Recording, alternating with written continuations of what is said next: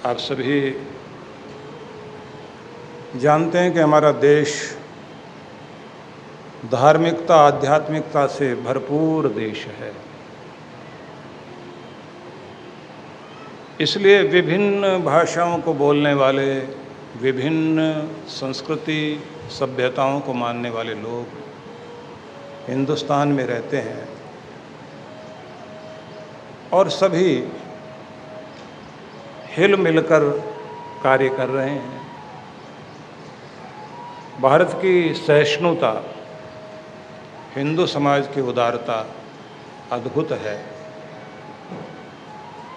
क्योंकि यहाँ कहा जाता है मित्रस्य चक्षुषा सर्वाणि भूतानि समीक्षन्ताम्। तो मित्र की, दोस्त की भावना से समस्त प्राणी मात्र को मित्रता की भावना से देखो, शत्रुता की भावना से नहीं। ये भी कहा निर्भय रहो, अभयम अमित्राद अभयम मित्राद। जो दुश्मन है उनसे भी निर्भय रहिए, लेकिन दोस्तों से भी निर्भय रहिए। दोस्तों के साथ भी ऐसा कुछ नहीं हो कि दोस्त भी भय दे, दुश्मन का भय तो होता ही है।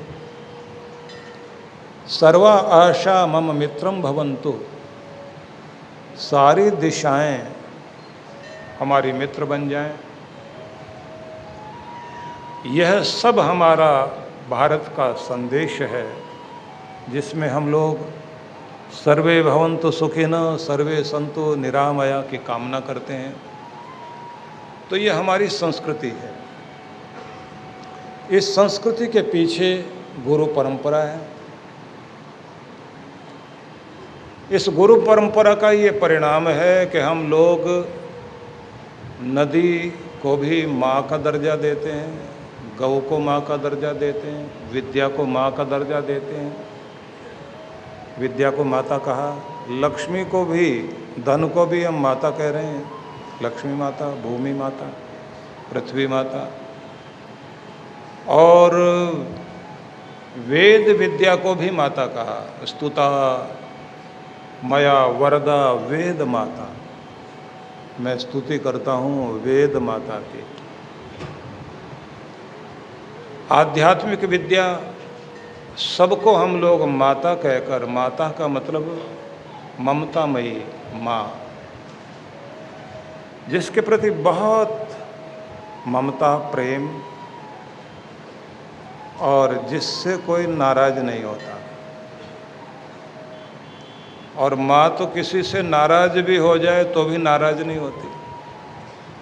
जो बच्चा गलती करके गया, माँ उसको डांट भी रही, लेकिन उसके लिए रो भी रही है। कितना भी गलत हो जाए, बच्चा माँ को छोड़ देता है लेकिन माँ नहीं छोड़ती। और आदमी की भी हालत यही है कि जब भी दर्द होगा, पीड़ा होगी, तो हाय माँ ही बोलता है। तो माँ के प्रति सबका लगाव है। तो इसलिए जिनसे लगाव होना चाहिए, जिनके प्रति हमारी ममता श्रद्धा प्रेम होना चाहिए, वो चाहे नदियाँ हैं, चाहे गऊ है, गायत्री है, सबको माँ कहा गया। और महाराष्ट्र में तो गुरु को भी गुरु मावली बोलते हैं। तो यहाँ गुरु का भी दर्जा मावली कहकर जब पुकारते हैं तो उसका मतलब भी है कि गुरु एक ऐसी शक्ति है जिसमें बिना शर्त प्यार करने की भावना होती है। जो रूठ भी जाए तो भी रूठता नहीं, भला ही करेगा। माँ अपने बच्चे का बुरा नहीं करती। उसकी हर चीज़ में अगर वो ताकत के साथ पकड़कर बच्चे का पाँव नहीं, हाथ नहीं हिलने दे और डॉक्टर से इंजेक्शन लगवाए, तो भी उसका प्यार अद्भुत होता है। कोई इंजेक्शन लगवाने के लिए जाती है बच्चे को पकड़कर, तो बच्चा तो सोचता है बड़ा हो जाऊंगा तो बदला जरूर लूँगा, इतने जोर से पकड़ा हुआ है, ऊपर से इंजेक्शन लगवा रही है। पर जब बड़ा होता है तो अक्ल भी बड़ी होती है, तो वो सोचता है कि अगर ना लगवाती तो मैं पनप नहीं सकता था, पोषित नहीं हो सकता था। तो माँ के हर रूप में कड़वी दवाई खिलाएगी तो भी उसमें प्यार है, मीठा फल खिलाएगी तो भी प्यार है। और जब बच्चे को साफ करती है तो सर्दी पड़ रही है, माँ ने पानी डाल दिया तो बच्चा सोचता है इतनी सर्दी में तो जो कपड़े पहने वही कम है, ये ऊपर से पानी डालती हैं, तो भी माँ का प्यार ही प्यार है। तो ऐसे ही गुरु जिस भी रूप में रखता है उसमें उसका प्यार ही छलकता है, वो हमारा कल्याण ही कर रहा होता है। हम समझें ना समझें, माँ की बात तो बड़े होकर समझ में आ जाती है, गुरु की बात देर में समझ में आती है। इसलिए आपके ग्रंथों में बहुत सुंदर ढंग से शिक्षाएं दी गई है। कहा है तद विज्ञानार्थम स गुरुमेव अभिगच्छेत समित पाणिम श्रोत्रियम ब्रह्मनिष्ठम। आध्यात्मिक ज्ञान की प्राप्ति के लिए शिष्य को अपना कल्याण चाहने के लिए गुरुमेव अभिगच्छेत, गुरुमेव अभिगच्छेत मतलब गुरु के और चले, गुरु के निकट जाए। समित पाणिम हाथ में समिदाय लेकर, श्रोत्रियम ब्रह्मनिष्ठम जो वेदादि शास्त्रों का ज्ञाता विद्वान ब्रह्मनिष्ठ सद्गुरु है उसकी शरण में जाना चाहिए। और परम को जानने के लिए जब समित पाणी होकर श्रोत्रिय ब्रह्मनिष्ठ सद्गुरु की शरण में शिष्य जाता है तो निश्चित ही जन्मों का जो भाग्य उसका अभी तक नहीं बना था वो बन जाता है, कल्याण होता है। निश्चित बात तो यह है कि गुरु के दिए नियम के अनुसार चलते रहने वाले व्यक्ति को फिर 84 लाख योनियों में भटकना नहीं पड़ता। गुरु के दी गई वाणी नियम, गुरु के अनुशासन में, गुरु की शिक्षा में बंधा हुआ शिष्य 84 लाख योनियों के चक्र से बच जाता है। 84 लाख कीड़े मकोड़े बनना पड़े, कुत्ता बिल्ली बनना पड़े, सूअर गधा बनना पड़े, सांप बिच्छू बनना पड़े, भेड़िया लोमड़ी बनना पड़े, नाली में सड़ने वाले कीड़े का जीवन पाना पड़े, उस सब से मुक्त करने का कार्य अगर हो सकता है तो गुरु के द्वारा हो सकता है। गुरु के द्वारा बताई गई विधि विधान के अनुसार व्यक्ति चल पड़े तो इसी जन्म में कल्याण हो जाएगा, इसी जन्म में। मतलब जो सैकड़ों वर्षों तक दुख भोगना था, उस सब दुख से छुटकारा जिसके जरिए हो सकता है वो तो गुरु का मंत्र, गुरु की विधि और गुरु का वरदान ही उसे छुड़ा सकता है। आप सोचिए, सैकड़ों सालों तक जो दुख भोगते हैं उससे छुटकारा गुरु दे सकता है। आवागमन के चक्र से बचाने का कार्य गुरु कर सकता है। और तो और जिन जंजीर में हम बंधे हुए हैं दुख की, अभी थोड़ा सुख फिर दुख, फिर सुख फिर दुख, संयोग वियोग, लाभ हानि, उन्नति अवनति, मिलना बिछड़ना, पाना खोना, ये जो चक्र चल रहा है, इस सारे चक्र से जो बंधन मुक्त कर सकता है वो गुरु का मंत्र, गुरु की विधि, गुरु का विधान, गुरु का आशीर्वाद ही सबका छुटकारा कर सकता है। आपकी जिंदगी में कोई थोड़ा सा भी कुछ अच्छा करे तो आपके लिए कितना महत्वपूर्ण होता है। कोई एक मुसीबत से छुड़ा दे तो आप उसे कितना याद रखते हैं, और जो सारी मुसीबतों से ही छुड़ा दे तो उसे तो कर्जदार उसके तो जन्मों तक के लिए व्यक्ति हो जाता है। इसलिए ध्यान रखिए, भगवान का कार्य है कर्म का फल देना, सुधरे दया करना, निकट आए तो आनंद देना। लेकिन एक बार जो चक्कर में फंस गया, जैसे आजकल भारत देश के कुछ हिस्सों में ये बहुत गंदे तरह का नशा, ड्रग्स वगैरह का, इसका फैलाव बहुत तेजी से हो रहा है, और घर में एक ही एक बेटा बेटी, लड़के भी लड़कियां भी सब नशे करने लग गए, और एक बार ये नशे के एडिक्ट हो गए तो छूटना बहुत मुश्किल। और फिर माफिया साथ लगा हुआ। माफिया की कोशिश ये है कि जो छूटने की कोशिश करे उसे छूटने नहीं देना, डराओ, मारो, पीटो, चक्कर में डालो, और उसके पास पैसे नहीं हैं तो कर्जा दे करके उसको नशा कराओ, और बाद में कर्ज उतारने के लिए उसे कहो कि अपने दोस्तों को नशा कराओ, उनसे पैसे आएंगे तो तुम्हारे पैसे उतरते रहेंगे। तो एक बार जाल में फंस गया तो फिर निकलेगा कोई नहीं। निकलता तब है जब कोई व्यक्ति लेकर उसे काउंसलिंग करे, दवाई करे, ट्रीटमेंट करे, और बाद में चांडाल चौकड़ी से बचाकर अच्छे लोगों के बीच बैठाए, तो उसके बाद सदा के लिए छुटकारा हो जाएगा। तो ये तो हुई नशे वालों की बात।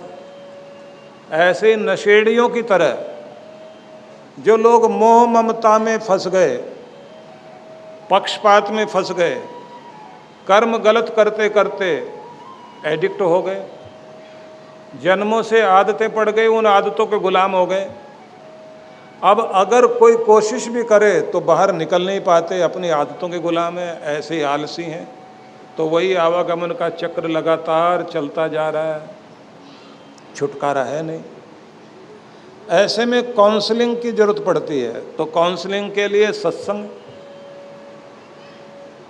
से काउंसलिंग होगी, और उसके बाद गुरु की दवाई, गुरु जो दवाई बताते हैं, गुरु जो विधि बताते हैं, गुरु जो अनुशासन बताते हैं, उन सबका पालन करते करते और नाम की दवाई खाते खाते जिह्वा पर परमात्मा का नाम चढ़ाया तो ट्रीटमेंट होना शुरू होगा। उसके बाद गुरु कहेंगे चांडाल चौकड़ी में नहीं बैठना, और बैठना कहाँ है? अपने गुरु भक्तों के बीच में ही बैठना शुरू करो। तो जो जन्मों से आदतें पड़ गई थी, एडिक्ट हो गए थे आप, एक तरह के नशे के, आदतों के गुलाम थे, उससे छुटकारा होगा। और फिर परिणाम आप अपने आपे में आ जाएंगे, आत्मस्वरूप में स्थित हो जाएंगे। आत्मस्वरूप में स्थित होते ही जो आप चक्र से बाहर नहीं निकल पा रहे थे, आवागमन का चक्र, दुखों का चक्र, वो सब से बाहर निकल आओगे। और मज़े की बात देखिए, ये सब करते करते, भगवान का नाम भजन करते करते, साधना करते करते, सेवा करते करते, अगर, क्योंकि देर से शुरू किया था, शरीर छूट जाए तो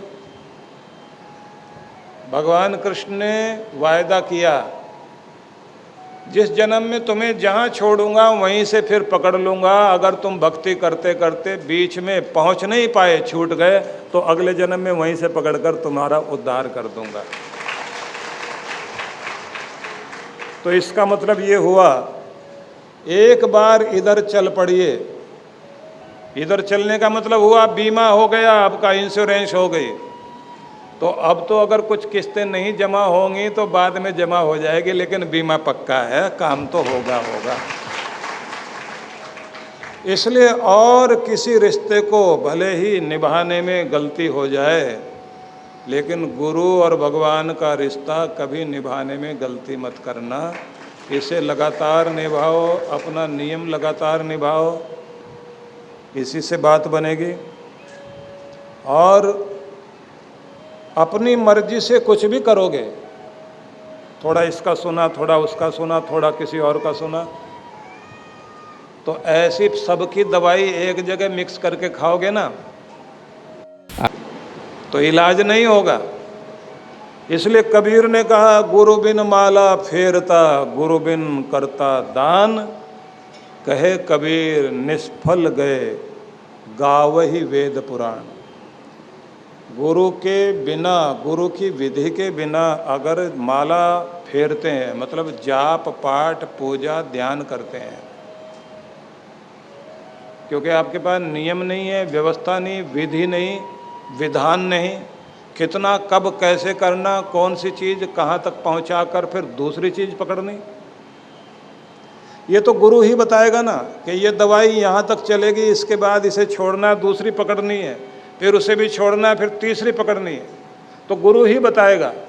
उसकी विधि के अनुसार चलते चलते जब आप अपना जाप पाठ पूजा करते हैं तो थोड़ा करने से ज़्यादा लाभ होगा।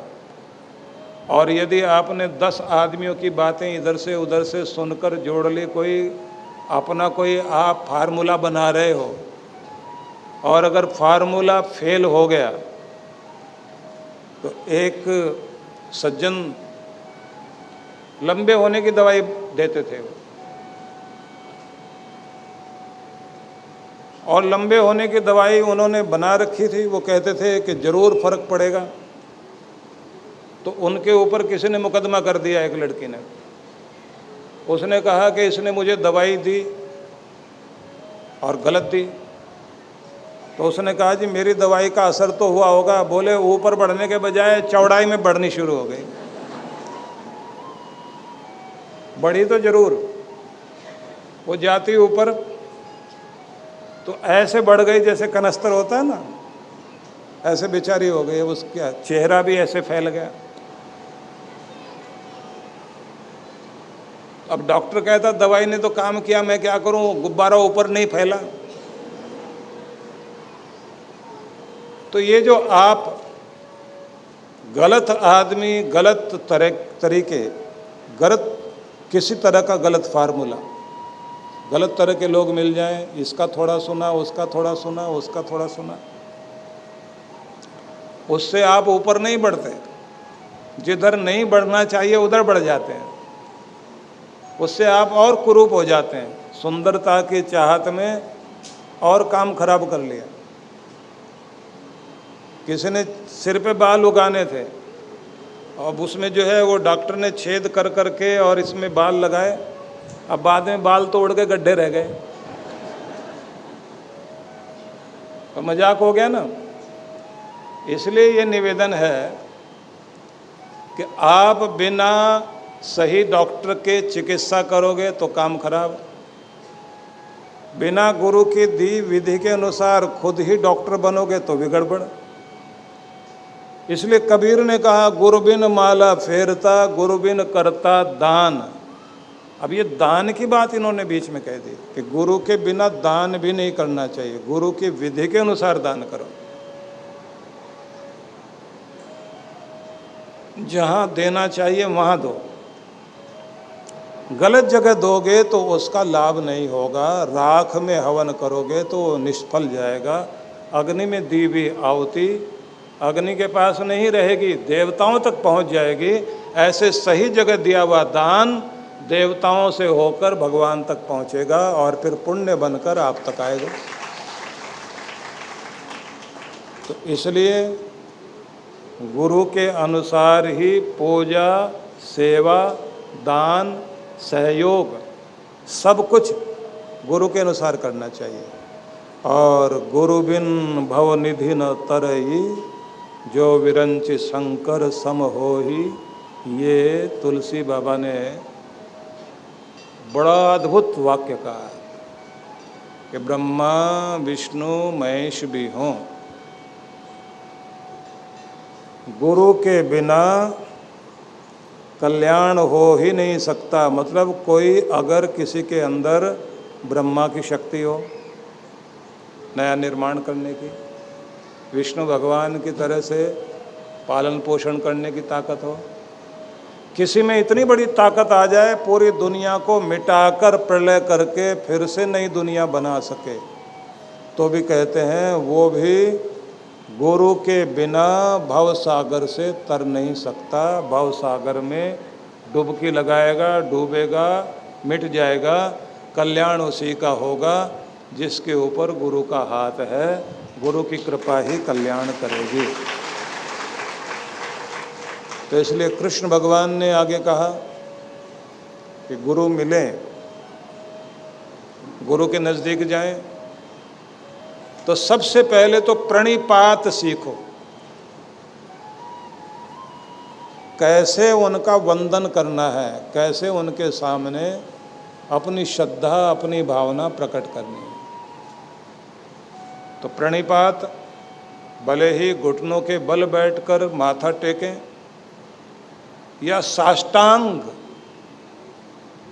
प्रणाम करें, या गुरु जा रहे हों सामने से तो वहीं खड़े होकर दोनों हाथ हृदय तक, अंगूठे हृदय को छूकर, और हनुमान जी वाली मुद्रा, ये अंगूठे हृदय को लगे हुए हों, फेफड़ों के बीचों बीच, और संतुलन भुजाओं का वैसे पूरा हो, और माथा नीचे झुकाकर गुरु को प्रणाम करें, या सामान्य लोक व्यवहार के अनुसार अपने घुटनों तक हाथ ले जाकर, गुरु के नहीं, अपने घुटनों तक नीचे हाथ ले जाकर वहीं खड़े खड़े हाथ आगे ले जाकर ऐसे, गुरु सामने से 3-4 फुट दूरी से जा रहे हैं तो 3-4 फुट दूरी रहना चाहिए, वहीं से ऐसे हाथ करके माथे से हाथ लगा के और फिर हाथ जोड़ के आशीर्वाद लें।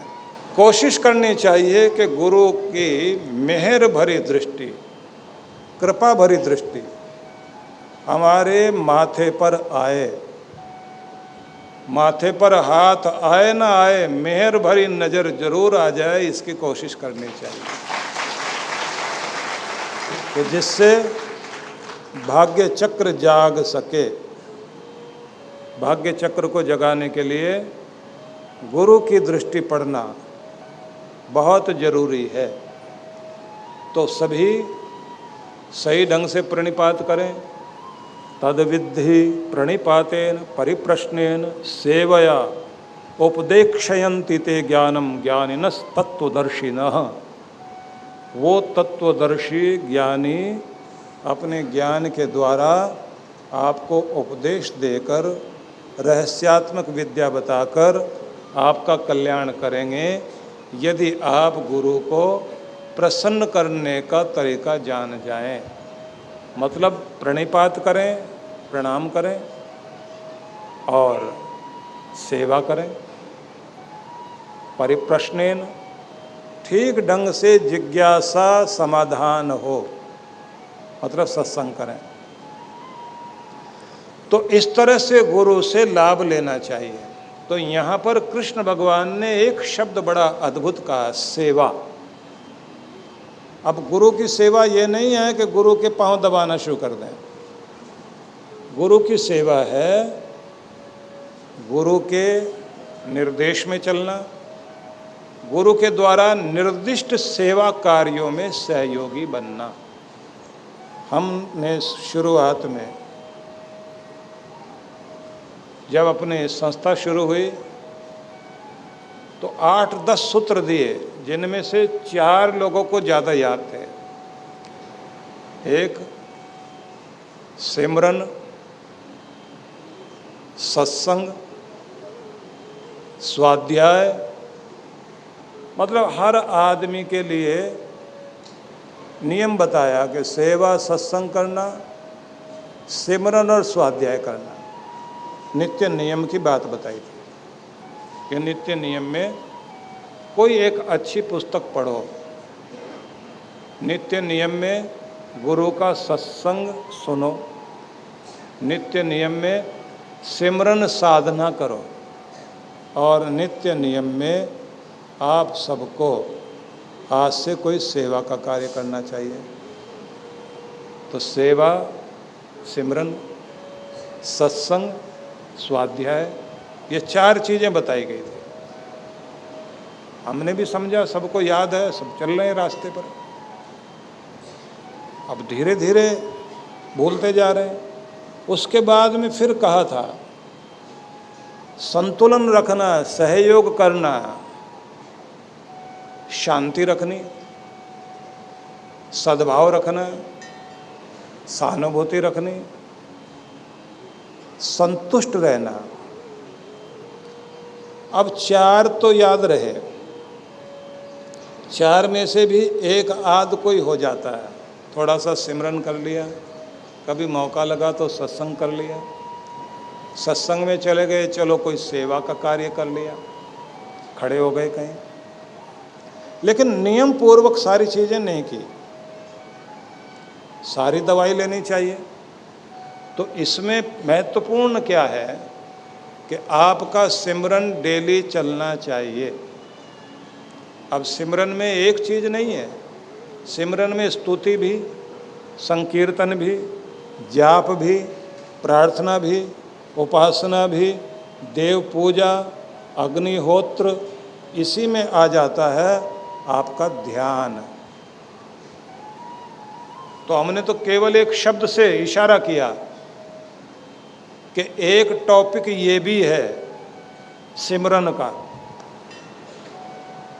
पूजा पाठ, जप तप, साधना, अग्निहोत्र, ये जितने भी तरह का पाठ पूजा की विधि है, कीर्तन करो, व्रत करो, अनुष्ठान करो, तीर्थ करो, कहीं भी आप होकर आए, इसका मतलब आपका ध्यान भगवान से जुड़ना चाहिए, जिसको कृष्ण भगवान योग युक्त शब्द से संबोधित करते हैं।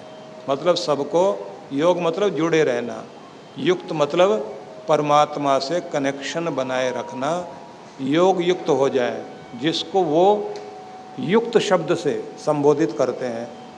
कनेक्शन जिसका जुड़ा हुआ है, तो बिजली का कनेक्शन पावर हाउस से जुड़ गया तो पावर आनी शुरू हो जाती है ना। तो परमात्मा की पावर, उनकी कृपाओं का प्रसाद आपकी ज़िंदगी में आना शुरू हो जाएगा यदि आपका कनेक्शन जुड़ गया। तो जो योग युक्त है, या जिसको युक्त तमा शब्द से उन्होंने संबोधित किया, वो अच्छी तरह जुड़े हुए लोग हैं जिनके जीवन में ये दिखाई देता है। इस तरह के शब्दों का प्रयोग कृष्ण भगवान ने गीता में किया कि इन लोगों के जीवन में ये चीज़ें दिखाई देंगी जो परमात्मा से जुड़े हुए लोग हैं। तो वो लोग कहलाएंगे जो सिमरन वाले लोग हैं। तो सिमरन करें। तो उसके बाद हमने एक जाप का कैसेट निकाला था, उसका नाम रखा सिमरन। क्यों नाम रखा? कि लोगों को पता लग जाए कि जाप करना भी सिमरन है, ध्यान सिमरन है, प्रार्थना सिमरन है। फिर मैंने सोचा कि इनको अभी ऐसे समझ में नहीं आएगा, तो भजनों को निकाला, उसका नाम रखा नमन। कि भजन का मतलब है नम्रता आ जाए, सिर झुकाना आ जाए, भगवान के आगे अपना मत्था टेकना आ जाए, और मत्था ही नहीं, दिल भी झुक जाए, मन भी झुक जाए, आत्मा झुक जाए, तुम्हारा रोम रोम परमात्मा के चरणों में झुक जाए। इसलिए फिर नमन दिया। कुछ और वरदान पाने के लिए कुछ और नाम दिए। उन सब का मकसद यही था कि आप सीख जाएं, सिमरन सीख जाएं। गा कर सही, बोल कर सही, ध्यान करके सही, जाप करके सही, कैसे भी करके आपको, भले ही गाड़ी में बैठे जा रहे हैं, भजन चल रहे हैं, तो सिमरन हो आपका। फिर हमने आपको ये बताया कि हाथ में 27 मनकों की सिमरनी रखिए। आप जो है चलते चलते, क्योंकि हरकत चलती रहेगी तो आपके ऊपर नाम की बरकत चलती रहेगी। हरकत से बरकत है ना। तो माला दी कि इतनी छोटी सी रख लो, तो ऐसे चलते चलते, ऐसे करते करते चलाओ, मौका मिले हाथ में पहन लो जब काम करना, और जब खाली है फिर निकाल लीजिए और फिर इस तरह से करते चले जाएं। ठीक है, ये सब सिमरन में आपको बताया था। और इसमें ये भी बताया था कि अपना ध्यान करने के साथ भगवान का धन्यवाद करना सीखो। अपनी गाड़ी में बैठे धन्यवाद करो, घर में पहुँचे हो तो धन्यवाद करो परमात्मा को, भोजन करने लगे हो तो धन्यवाद करो, अपने बच्चों को देखकर उस मालिक का धन्यवाद करो, अपनी सेहत को देखकर उसका धन्यवाद करो, अपनी नौकरी को देख करके उसका धन्यवाद करो, और दिन अच्छे से गुजर रहे हैं तो भी उसका धन्यवाद करो। तो ये सब सिखाया ना। तो ये आपको सिमरन करने का तरीका बताया। एक ही शब्द बोला, सिमरन, सब जोड़ दिया उसी में। उसके बाद हमने कहा सेवा, सिमरन, स्वाध्याय, सत्संग। और सेवा को पहले रख दिया, सेवा, सिमरन, स्वाध्याय, सत्संग। अब सेवा को पहले क्यों रखा? क्योंकि जब आप कोई भी साधना करेंगे, कोई भी सिमरन करेंगे, उस सिमरन का एक ही लाभ आपके जीवन में आएगा कि आप भक्ति में जब आगे बढ़ते हैं तो भक्ति में आगे बढ़ते ही आपका मन द्रवित होगा, पिघलेगा, और दया आएगी मन में। दया आएगी तो सेवा करोगे, और जब सेवा करोगे तो ऊपर वाले को भी दया आएगी। किसके ऊपर? सेवा करने वाले के ऊपर। और फिर दया आने के बाद करुणा करके करुणानिधि भगवान आपके पाप ताप काटेंगे, और फिर तपस्या करते करते सेवा करते रहे तो पाप जलेंगे, और जब पाप जलेंगे तो उसके बाद जैसे हनुमान जी को राम जी ने इतना अभिन्न बना दिया कि उसको चिरंजीवी का आशीर्वाद मिल गया। इसलिए कहते हैं हनुमान जी ने चोला नहीं छोड़ा। हनुमान जी दुनिया में हैं, विचरण करते हैं, और जहाँ भक्त भजन करें, जहाँ भक्त सेवा करें, जहाँ कोई भी अच्छा कार्य कर रहा है तो संकट मोचक बनकर उसके साथ अपना कवच देते हैं और उसे कहते हैं बस इसका कल्याण मैं करूँगा, क्योंकि इसकी जिम्मेदारी भगवान ने ले ली, तो ऐसे व्यक्ति की जिम्मेदारी फिर मुझे भी लेनी है कि मैं भी इसका ध्यान रखूँगा। तो आप सोचिए, हनुमान जी सहायक बन गए, संकट मोचक बन गए। तो जो भी चिरंजीवी हैं,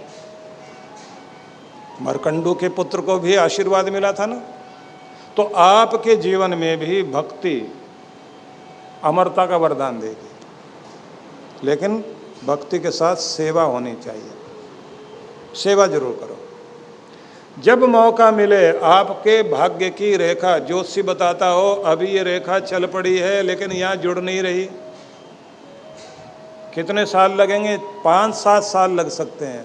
तो 5-7 साल कौन इंतजार करेगा? फिर क्या करो, जाके गुरु के दरबार में यहाँ सेवा करना शुरू कर दीजिए, काम बनना शुरू हो जाएगा। पुंडलीक ने अपने पिता को मनाकर वापिस लाना था, पंढरपुर काशी जा रहे थे, तो वन में रात्रि के अंदर भूखे प्यासे पुंडलीक ने जंगल में दूर कहीं लाइट जलती देखी, आग जल रही है। तो चलता हुआ पुंडलीक वहाँ पहुँच गया, देखा एक यज्ञशाला से आग की लपट उठ रही है। रात के 2 बजे हुए, तो ये जाकर यज्ञशाला के पास वहीं बैठ गए। मन में आया कि अभी तो ऋषि मुनि सोए हुए हैं, जागेंगे सुबह, इनसे कुछ पानी और कुछ फल भोजन ग्रहण करके फिर यात्रा में आगे चलेंगे। और जंगल में आग के निकट हिंसक जानवर भी नहीं आएंगे, तो सुरक्षा के लिए यज्ञशाला के खंभे के साथ पीठ टिका कर बैठे हुए। तो देखते हैं थोड़ी देर के बाद जब आंखें बंद हुई तो आवाज़ आनी शुरू हुई। 3 महिलाएं झाड़ू लगाकर, पानी डाल डाल कर पूरा आश्रम धुलाई कर रही हैं। पुंडलीक ने देखा तीनों की तीनों इतनी काली, शरीर धूल मिट्टी से भरा हुआ, बहुत काली हैं। पानी डालते जाएं, धो रही हैं पूरा। थोड़ी देर के बाद उसने देखा कि उनका रंग बदलने लग गया, उनका कालापन दूर होने लगा, उनके अंदर से प्रकाश निकलने लगा। पुंडलीक ने सोचा कि अभी तक तो मैंने सोचा था कोई भक्त महिलाएं होंगी, गुरु जी को पता ना लगे इसलिए चुपचाप आगे सेवा करके जाना चाह रहे हैं।